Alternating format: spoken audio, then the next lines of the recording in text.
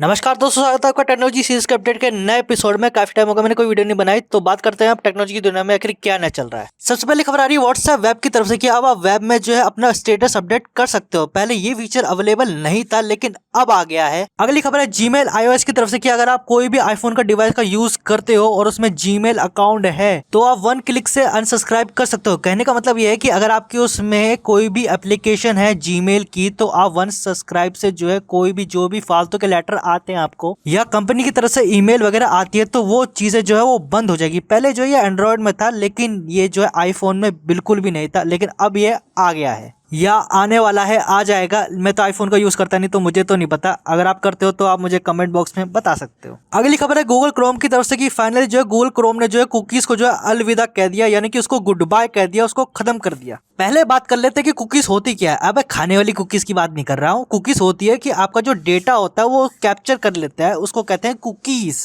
अगर आसान भाषा में कहें तो कुकीज का मतलब होता है कि जो भी आपका टेक्स्ट जो फाइल वगैरह होती है, जो स्मॉल पीस जो डेटा वगैरह होता है, छोटा मोटा यूजर नेम पासवर्ड वगैरह, वो जो है कुकीज में जो है वो सेव हो जाता है। और इतना भी डीपली नहीं जाना है, लेकिन आप ये समझो कि कुकीज के थ्रू जो है आपको हैक किया जा सकता है, आपको ट्रैक किया जा सकता है। इसलिए कहा जाता है कि आपको टाइम टू टाइम जो है अपना क्रोम ब्राउजर अपडेट वगैरह कर लेना चाहिए, अपने डेस्कटॉप पर जाकर, अपने प्ले स्टोर पर जाकर, अपने चाहे आप कोई सा भी ब्राउजर क्यों ना यूज करते हो, लेकिन आपको टाइम टू टाइम जो है अपडेट कर लेना चाहिए। अब पहले क्या होता था कि आपके क्रोम ब्राउजर को ये पता रहता था कि आप कहाँ कहाँ जा रहे हो, कौन कौन सी वेबसाइट सर्फ कर रहे हो, कौन कौन सी वेबसाइट पे आप जा रहे हो, विजिट कर रहे हो। ये सारी चीजें जो है क्रोम ब्राउजर को पता रहती थी और वो कुकीज के फॉर्म में जो सेव हो जाया करती थी। अब होता क्या था कि आप जैसे कि कोई ई कॉमर्स वाली वेबसाइट पे गए, अमेजोन पे गए, फ्लिपकार्ट पे गए और वहां पर आपने कोई प्रोडक्ट सर्च करा और अगर आप किसी और वेबसाइट पे गए तो उसी चीज के जो है आपको प्रोडक्ट के जो है एडवर्टाइजमेंट आने शुरू हो जाएंगे। तो ये चक्कर रहता है कुकीज का। लेकिन अभी तक जो है वो क्रोम ने जो है अभी तक पूरी तरह से जो है इस चीज को डिसेबल नहीं किया, लेकिन 1% लोगों को जो है इन्होंने कर दिया है।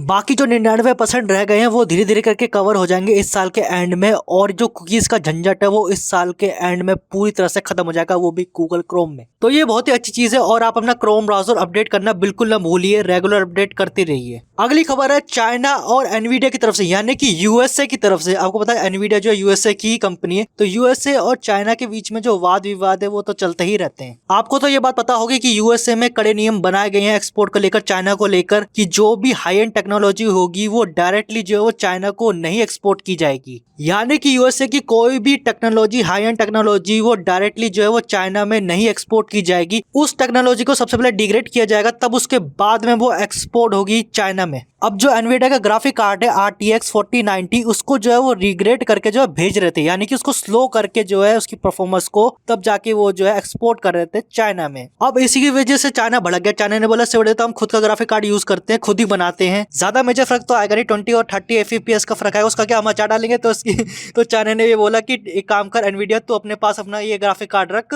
हमें कोई जरूरत नहीं है, हम खुद का यूज कर लेंगे, खुद बनाकर, तेरी कोई जरूरत नहीं, तुम अपना देख लो, अपने यूएसए के रूल फॉलो कर लो, हम अपना देखते हैं, और ये डील कैंसिल। तो इसलिए चाइना जो है वो भड़का हुआ, उसने डायरेक्टली जो है एनवीडिया को जो वार्निंग दे दी है, तू या तो अपना बिजनेस कर ले या तो रूल फॉलो कर ले। तो देखते हैं आगे क्या होता है, एनवीडिया का क्या करेगा। और इसी के साथ ये एपिसोड में खत्म करता हूँ। मैं मिलता हूँ आपसे नई वीडियो में, तब तक के लिए बाय बाय।